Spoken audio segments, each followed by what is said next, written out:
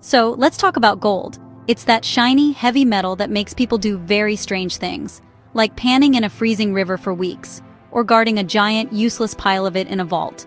Why? Because it's rare, it doesn't rust, and for thousands of years, we all just sort of agreed it was valuable. It's the ultimate global inside joke. And nowhere is that joke taken more seriously than in places like Kuwait. In America, we might think of gold as something in a rapper's teeth, or what our grandparents bought from a late-night TV ad. But in Kuwait, gold is so much more. It's history, it's family, it's security. It's a glittering thread woven through the entire story of the nation. Think about it. Before there were skyscrapers that looked like they were designed by a very ambitious child with a box of glass straws, there was the desert. And in that desert, trade was everything. You couldn't exactly use a credit card to buy a camel. You needed something solid, something everyone trusted. That something was often a gold coin. These little metal discs were the original universal currency. They didn't need a bank to approve them, and they worked long before anyone had invented Wi-Fi. They were, in essence, the physical embodiment of trust and value, a concept that feels almost quaint in our modern world of digital transactions and bewildering cryptocurrencies. This fascination isn't just a historical footnote, it's alive and well today. Walk through Kuwait City's Souk al-Mubarakia, and you will see gold shops glittering with an intensity that could rival the sun. It's not just for tourists. You'll see families buying gold for weddings, as gifts for newborns, or simply as a way to save. It's a tangible asset in an intangible world.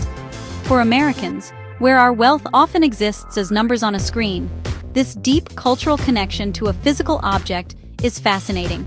It's like discovering a society where everyone still communicates via expertly folded, handwritten letters instead of just sending a text.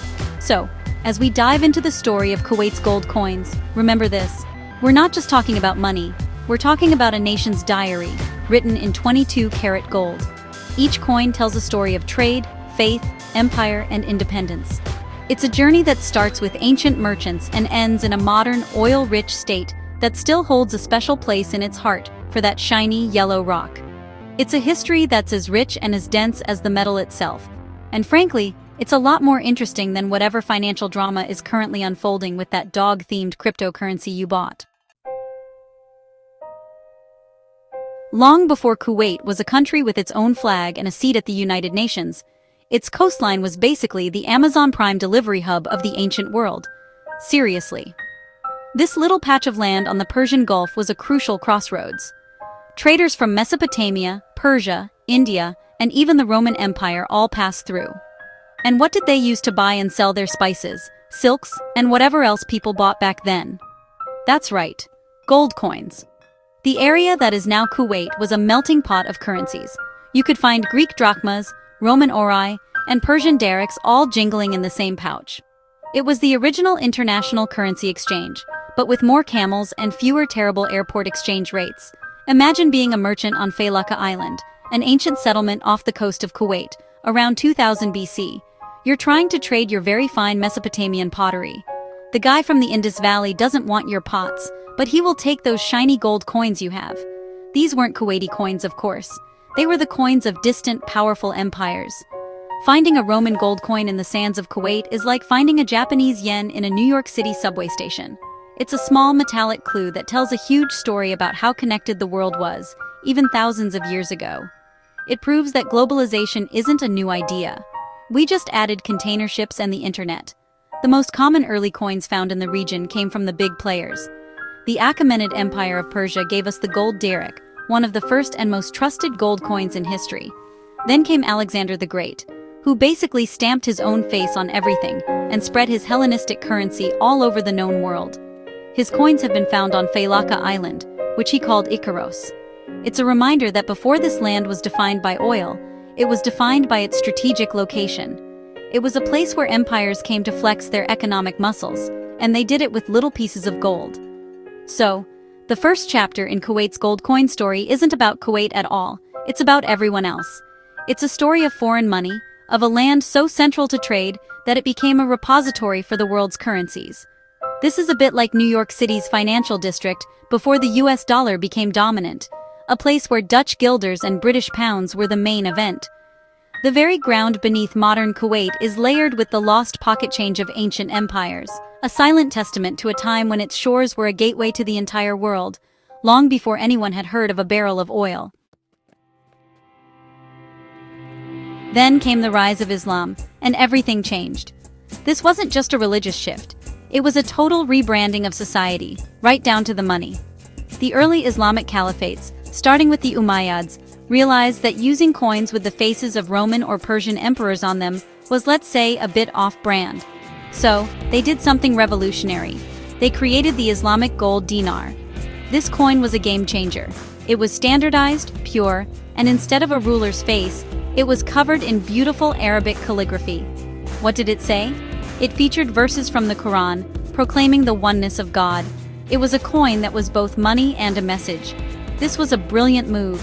By removing human images, which can be controversial in Islamic art, and replacing them with sacred text, the caliphs created a currency that was universally accepted across the vast and diverse Muslim world. From Spain to Central Asia, the gold dinar became the dominant coin for high-value trade. A merchant in Kuwait, which was part of this sprawling economic system, would have used these dinars to conduct business. Think of it as the euro of the medieval world, but with more elegant script and a direct line to the divine. It was a powerful symbol of a unified civilization, all held together by faith and finance. The Abbasid Caliphate, which followed the Umayyads, continued this tradition. Their dinars, minted in cities like Baghdad, were famous for their quality and purity. These coins flowed down the trade routes into the Persian Gulf, becoming the standard for wealth and commerce in the region. For someone living in the area of Kuwait, possessing these gold dinars wasn't just about being rich. It was about being part of the most advanced and prosperous civilization on Earth at the time. It was a symbol of belonging to a network of knowledge, trade, and culture that was the envy of the world. It was the medieval equivalent of having the latest iPhone. It showed you were connected. So during this long and glittering era, the gold in Kuwaiti hands was Islamic gold. It was the currency of a golden age. These dinars weren't just lumps of metal, they were declarations of faith and identity, stamped in the most precious material known to man. They represented a world where commerce and creed were inseparable, where every transaction was, in a small way, an affirmation of a shared cultural and religious universe. This laid the groundwork for gold's deep cultural significance in the region, a significance that would last for centuries to come. Fast forward a few centuries, and the world got complicated again. The big, unified Islamic caliphates fractured, and new empires rose to take their place. For a small but strategic port like Kuwait, this meant another round of guess whose money we're using today. First up were the Ottomans.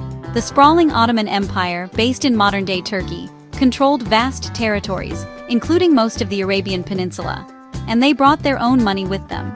The primary Ottoman gold coin was the altın, which was later replaced by other denominations. These coins featured the tugra, an incredibly elaborate calligraphic signature of the Sultan. It was basically the world's fanciest autograph. So, for hundreds of years, if you were a wealthy pearl merchant or shipbuilder in Kuwait, your savings were likely in Ottoman gold. This wasn't a bad thing. The Ottoman currency was stable and widely accepted, but it was a constant reminder of who was really in charge of the region. Your money had the signature of a sultan who lived hundreds of miles away in Istanbul. It was a subtle but clear signal of political reality. It's like how a territory of the United States uses the US dollar. Sure, it works perfectly fine, but it's not exactly your own. It speaks to a larger power structure. Then, just to make things more interesting, the British sailed in. The British Empire, with its powerful navy, wanted to secure the trade routes to India. They didn't formally colonize Kuwait, but they signed a treaty in 1899 that basically made Kuwait a British protectorate. And with the British came their money. Suddenly, the British gold sovereign, with its iconic image of St. George slaying a dragon, started appearing in Kuwaiti markets. This coin was the US dollar of its day, the global reserve currency. It was trusted everywhere from London to Hong Kong, and now in Kuwait. For a time, Kuwait was a place where you could see Ottoman gold, British gold, and even other regional currencies like the Maria Theresa thaler, an Austrian silver coin that was weirdly popular in the area, all being used at the same time. Imagine going to a grocery store today and paying with a mix of dollars, euros, and yen. That was the reality. This period cemented the idea in the Kuwaiti mindset that gold is gold, regardless of who stamped it. The important thing was the weight and purity of the metal itself. This pragmatic approach to money would become a key part of Kuwait's economic identity. Then came the moment every nation dreams of: independence. And with independence comes the need for your own stuff. Your own flag, your own anthem, and crucially, your own money. After decades as a British protectorate, Kuwait gained full independence in 1961. This was a huge deal, and one of the first things the newly sovereign state did was create its own currency, the Kuwaiti dinar. This wasn't just about logistics. It was a powerful statement. It was Kuwait telling the world, we are in charge of our own destiny now. And this is what our value looks like. It was honestly the monetary equivalent of leaving your parents' house and getting your own apartment. The first series of Kuwaiti dinar banknotes was introduced in 1961, replacing the Indian rupee that had been used as the official currency. But what about the coins? The first coins were also issued that year, but the government didn't initially mint its own gold coins for circulation. The focus was really on establishing the everyday currency. However, the Central Bank of Kuwait, founded in 1968, quickly understood the cultural importance of gold. It wasn't long before they began issuing special commemorative gold coins. These weren't for buying groceries, they were for celebrating the nation itself. They were symbols of sovereignty and pride, crafted from the most precious of metals. The design of these early commemorative gold coins was incredibly significant. They didn't feature a monarch or a president. Instead, they often showcased symbols that were central to Kuwaiti identity. The most prominent image was the dhow, the traditional wooden sailing vessel that was the backbone of Kuwait's economy for centuries. This was a brilliant choice. It connected the new, modern, oil-rich Kuwait with its historical roots in pearling, fishing, and maritime trade. It was a way of saying, yes, we have oil now, but we haven't forgotten who we are and where we came from. It was a nod to the past on the currency of the future. These first gold coins were minted in various sizes, typically following international standards, like 1 ounce, ½ ounce, and ¼ ounce. They were often struck in very high purity gold, like 91.7% or 22 karat, the same standard as the British sovereign. This was a deliberate choice to ensure they were seen as legitimate and valuable on the international stage. The creation of the Kuwaiti gold dinar was the final step in a long journey. After centuries of using other people's money, Kuwait finally had a gold coin to call its own, a gleaming symbol of its hard-won independence and its bright future. Every collecting field has its holy grails. For comic book fans, it's Action Comics #1. For stamp collectors, it's the British Guiana 1-cent magenta. And for people who collect Kuwaiti coins, there are a few unicorns that are spoken of in hushed, reverent tones. These aren't just old coins, they are pieces of history so rare that even seeing one is a major event. One of the most legendary is not actually a Kuwaiti coin, but is deeply tied to its history. It's a gold coin pattern proposed by Sheikh Abdullah al-Salim al-Sabah in the 1950s, before independence. He wanted to create a national currency, and a few prototypes were allegedly struck. The story goes that these prototypes were designed and possibly minted in very small numbers to show what a future Kuwaiti currency could look like. Think of them as the concept cars of the coin world. They were never officially issued and were never meant for circulation. As a result, almost none have survived. Finding one today would be the numismatic equivalent of finding a dodo bird taking a stroll through Central Park. These coins represent a dream of independence before it became a reality. They are a what-if story captured in gold, a phantom from a future that had not yet arrived, making them unimaginably desirable for serious collectors. Another category of rare Kuwaiti gold coins includes error coins and very limited-run commemoratives. Sometimes during the minting process, things go wrong. A coin might be struck off-center, or with a die that has a crack in it. In most industries, these would be thrown away as defects. But in coin collecting, an error can make a coin exponentially more valuable. A Kuwaiti gold commemorative with a significant, verifiable minting error is incredibly rare, as the minting process for these special issues is usually very tightly controlled.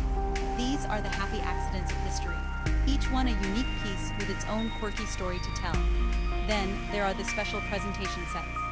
When Kuwait celebrates a major anniversary, like the 25th anniversary of independence or the 50th anniversary of the central bank, they often issue magnificent gold coin sets. Some of these are given as gifts to visiting dignitaries and heads of state.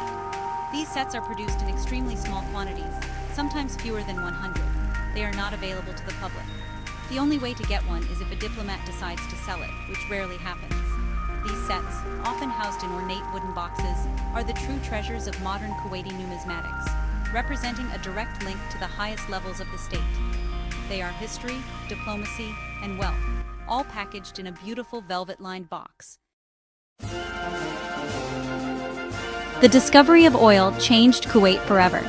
It was like the country won the lottery every single day for the rest of its life. This new black gold created unimaginable wealth, and that wealth had a profound impact on the nation's relationship with traditional yellow gold. With the state coffers overflowing, Kuwait could now afford to do more than just mint currency for circulation. It could use gold coins to celebrate itself. This marked the beginning of Kuwait's golden age of commemorative coins. These weren't just money, they were miniature monuments. They were a way for the nation to document its own rapid, extraordinary transformation. The themes of these commemorative coins tell the story of modern Kuwait. There were coins celebrating National Day and Liberation Day, marking the country's endurance and sovereignty. There were coins honoring the accession of a new emir, reinforcing the continuity of leadership. And there were coins celebrating major national projects, like the inauguration of the iconic Kuwait Towers in 1979. Imagine the United States issuing a solid gold coin every time it opened a fancy new bridge. That's the level of national pride we're talking about. These coins were a way of saying, "Look what we've built," and saying it in the most permanent and valuable way possible. These coins also served a diplomatic purpose. As we mentioned, special presentation sets were, and still are, given as prestigious gifts to foreign leaders and dignitaries. When you give someone a beautifully crafted gold coin, you're not just giving them a valuable object. You're giving them a piece of your national identity. It's a gesture of respect and friendship, a way of building relationships on the world stage. It's far more elegant than giving a gift card to Applebee's.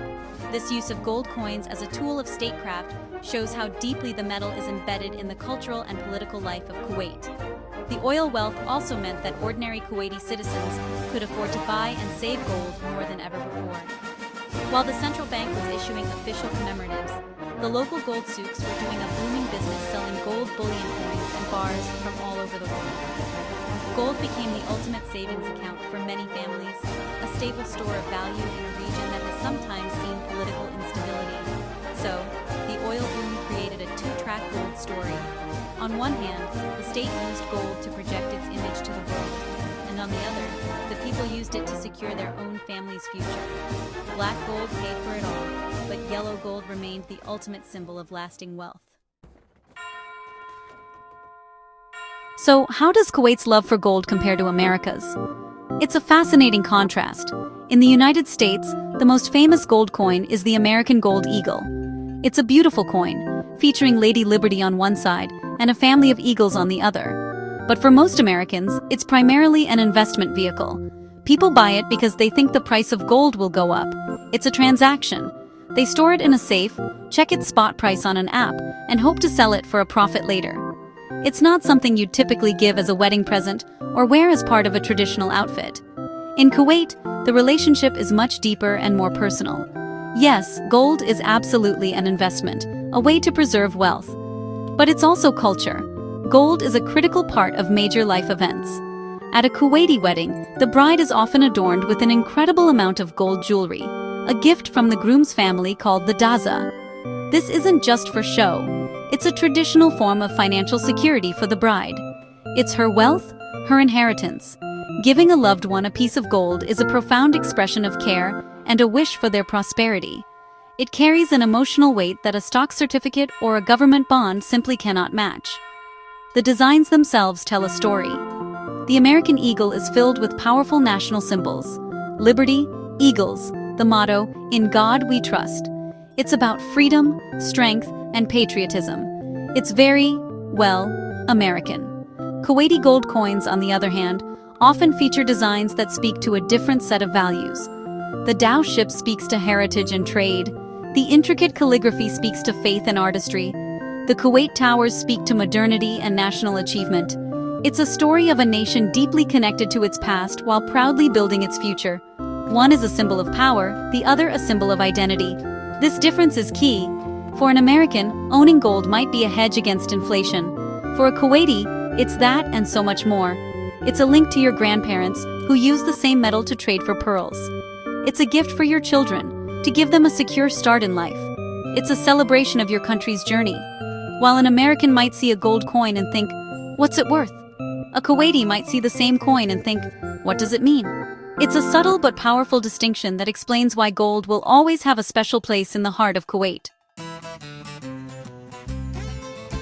So, here we are in 2025. We have digital banking, cryptocurrencies, and investment apps that can trade stocks in a nanosecond. In a world that is becoming increasingly weightless and virtual, you might think that a heavy, old-fashioned piece of metal like a gold coin would be obsolete, a relic. But in Kuwait, that couldn't be further from the truth. The glitter of gold is as strong as ever, a constant in a rapidly changing world. The Central Bank of Kuwait continues to issue stunning commemorative gold coins to mark significant national events, keeping the tradition of numismatic storytelling alive and well for a new generation. These modern issues are masterpieces of minting technology. They feature incredibly detailed designs, frosted finishes, and a level of artistry that makes them as much a work of art as a piece of bullion. They celebrate everything from Kuwait's role in humanitarian work to the opening of new cultural centers. They continue to serve as important diplomatic gifts, a silent, gleaming ambassador for the nation. For collectors, both inside and outside Kuwait, these new issues are highly sought after, ensuring that the story of Kuwaiti gold coins will continue to be studied and appreciated for decades to come. And for the average person, gold remains a cornerstone of financial security and cultural tradition. The gold souks are as busy as ever. Families still buy gold for weddings, births, and anniversaries. In a world of volatile markets and uncertain futures, gold is seen as something real. You can hold it. It has an intrinsic value that is recognized globally. It's a tradition passed down from the pearl divers and desert traders of the past to the urban professionals of today. It is the ultimate family heirloom, a store of value that transcends generations. It's the physical manifestation of saving for a rainy day. The journey of Kuwait's gold coins is, in essence, the journey of Kuwait itself. It's a story that starts with the currencies of ancient empires, flows through the unifying dinar of the Islamic Golden Age, weathers the influence of Ottoman and British rule, and finally culminates in a proud, independent nation that uses gold to write its own history. From the Tao to the oil derrick, every chapter is etched in this precious metal. In a world obsessed with the next big thing, Kuwait's enduring love for gold is a powerful reminder that some things, tradition, family, security, and a really shiny rock, never go out of style.